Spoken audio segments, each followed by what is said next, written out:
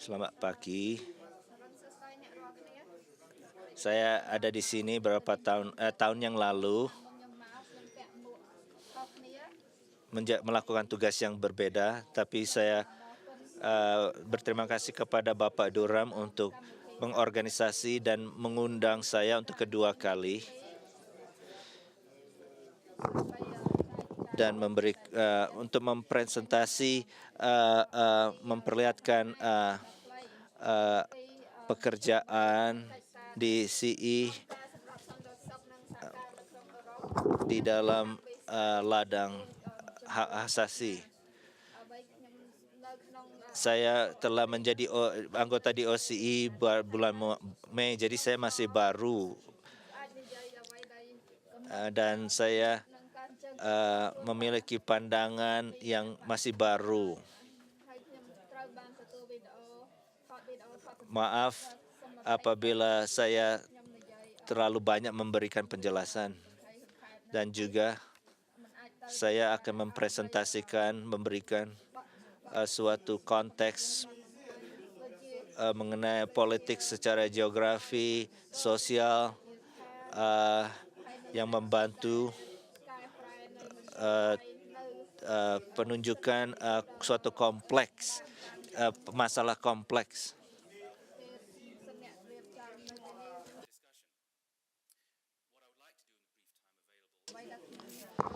Saya ingin mengatakan mengenai suatu framework yang ada di OSCE. Di dalam framework ini, asas-asas yang kita OSCE melakukan. Dari pendekatan ini, saya juga akan mengatakan sewaktu saya membahas mengenai OSCE, mereka memiliki suatu sepenuhnya sebagai negara, dan sebagai ada negara-negara yang bergabung dalam kelompok ini OSCE yang memiliki perbedaan dengan suatu organisasi lagi yang namanya ODEA. Di ODEA selalu berusaha untuk menjadi lebih dekat dengan mandatnya, yang secara hukum tidak terikat dengan hukum-hukum internasional. Jadi mereka berusaha untuk melakukan komitmen mereka. Negara-negara yang masuk di dalam komitmen ini dengan sukarela kadang-kala berubah dalam pandangan mereka. Ini suatu tantangan yang terus-menerus. Pertanyaan pertama, mengapa organisasi ini dilahirkan pada waktu Perang Dingin? Mengapa melakukan hal-hal di dalam hak-hak asasi? OSCE memiliki konsep yang dengan penuh melihat security yang memiliki 3 asas: militer, politikal, dan ekonomik. Yang ketiga adalah kemanusiaan, mengenai hak asasi manusia dan kebebasan dasar. Yang satu mungkin Anda bisa berargumen, ya ini organisasi security, tetapi di sebelah area di sebelah utara dari dunia itu membahas mengenai security, dan juga kita membahas mengenai hak-hak asasi manusia di dalam kemanusiaan. Organisasi, arti ini atau pengertian mengenai security ini lebih besar, dan di dalamnya ada mengenai hati nurani, hak asasi manusia dan kebebasan keagamaan. Dalam pasal itu dikatakan bahwa negara-negara yang berpartisipasi mengetahui akan hak-hak yang asasi manusia seperti hak-hak kebebasan keagamaan dan yang lainnya tanpa memperdulikan keagamaan, ras dan yang lainnya, dan menghormati keragaman mereka yang membuat suatu pengertian akan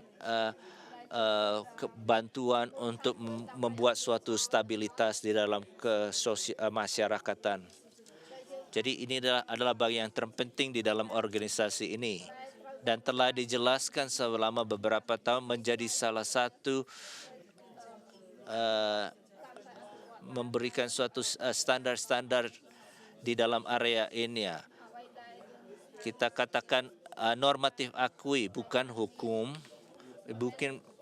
tetapi memiliki pengarahan. Inilah pengertian yang dasar, pengertian yang sederhana yang kita ikuti, dan pentingnya akan hal ini yaitu komitmen yang baru terjadi di tahun 2013 mengatakan dan menegaskan adanya hubungan yang erat dengan security dan hukum. Apa yang kita dapatkan dari OSCE dan ODEA, kebebasan keagamaan bukan hanya hak-hak asasi manusia yang ada saja, tetapi adalah suatu dasar dan strategik masa depan yang kita miliki. Ada banyak masalah-masalah di wilayah-wilayah yang memiliki kebahayaan yang besar yang terjadi beberapa tahun ini, dan waktu demi waktu OSCE sebagai institusi adalah yang paling penting di dalam security di dalam organisasi adalah memberikan kebebasan keagamaan, bukan hanya saja hak asasi manusia tapi juga kebebasan agama. Ini suatu hal yang pembuat policy itu mengerti akan pentingnya hal itu.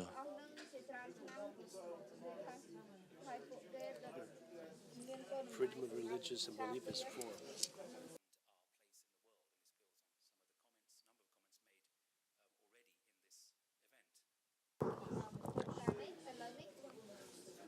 Konteks yang lebih besar dari organisasi FORB atau Freedom of Religion and Belief ini menjadi lebih besar di wilayah-wilayah di mana OSCE juga ada dan juga di negara-negara yang sama, dengan ada dua proses. Yang satu adalah mengenai keagamaan yang semakin dipublikasikan dan plural keragaman di wilayah di dalam satu negara bahkan. Jadi bisa lebih terlihat keragaman tersebut di dalam satu negara. Dan institusi FORB menjadi lebih nyata dalam waktu hal-hal baru di dalam kehidupan masyarakat. Ada implikasinya ke dalam pendidikan, di dalam penjara, imigrasi, pengungsi, dan yang lainnya. Jadi kita melakukan hal yang masih berubah dan dengan jelas lebih berbeda dengan apa yang terjadi 40 tahun yang lalu. Jadi institusi harus mengerti dan melakukan hal-hal yang terpenting untuk menolong negara-negara yang bergabung dan memiliki komitmen. Apa yang mereka katakan mengenai organisasi mengenai Forbes, mengenai kebebasan keagamaan dan kepercayaan. It's not an institution, it's Yeah. an acronym.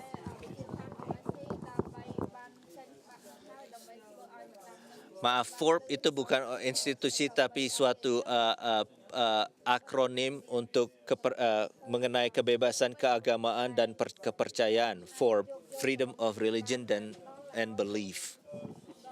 Konsep, suatu konsep.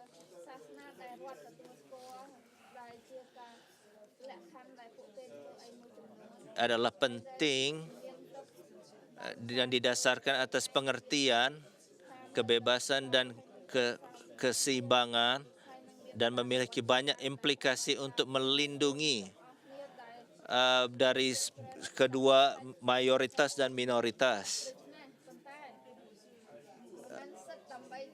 Itu bukan hanya saja dengan kemajuan sendiri, tetapi harus bergabung bersama dengan kelompok atau hal-hal konsep-konsep yang lain.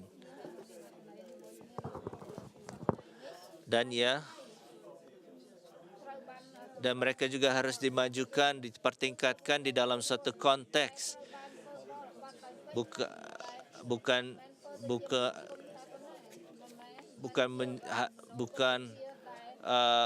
Kita harus menjadi sensitif ke dalam kenyataan dan kita memberikan persetujuan dengan ragam.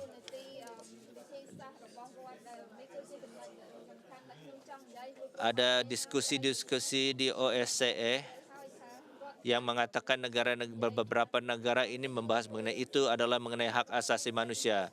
Negara-negara lain mungkin membahas mengenai toleransi dan pengertian dan dialog. OSCE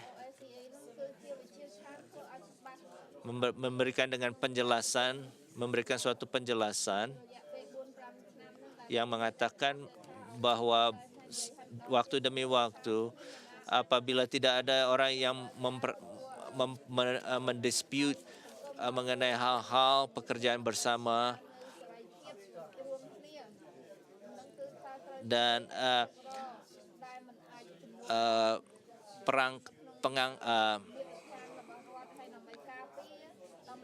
untuk menghormati dan memfasilitasi mereka. Ini adalah tugas organisasi ini dan di dalamnya organisasi ini berusaha untuk meningkatkan dialog, mengundang dialog dan membuat proses itu dan menentukan bahwa hak asasi manusia digaransikan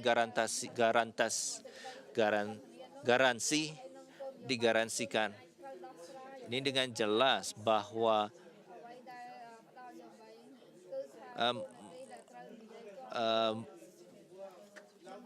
kalau hanya mengatakan itu atur masalah Anda sendiri, itu tidak penuh.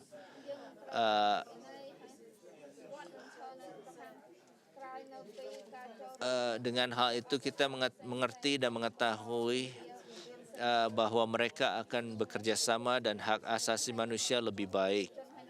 Ini adalah pesan yang OSCE memberikan. Maaf, waktunya sudah hampir habis. Mungkin ada hal lain yang akan dibahas pada waktu pertanyaan dan jawaban.